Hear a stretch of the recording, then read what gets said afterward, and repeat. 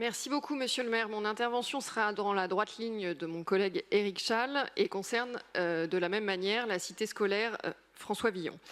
C'était un projet très ambitieux de rénovation complète du lycée, mais également de la demi-pension, avec des améliorations notables, notamment sur l'augmentation de la capacité, la distinction des flux, la mise aux normes en matière d'incendie ou encore une rénovation thermique ambitieuse.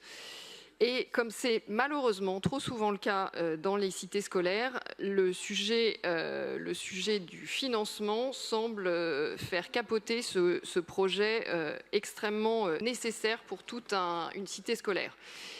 Pourtant, les discussions ont été nombreuses, une convention a même été signée. Alors même si les principaux protagonistes aujourd'hui ne sont plus là, la parole de la ville a été donnée pour cofinancer à hauteur de plus de 4 millions d'euros les rénovations nécessaires pour cette demi-pension qui concerne à la fois les collégiens, mais également les lycéens et de nouveaux lycéens à partir de la rentrée prochaine.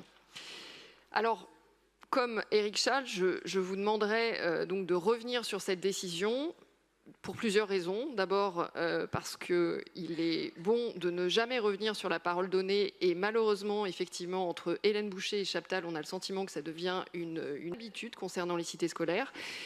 Par ailleurs, parce que c'est préjudiciable pour les collégiens, pour les lycéens et pour les futurs lycéens à partir de la rentrée prochaine.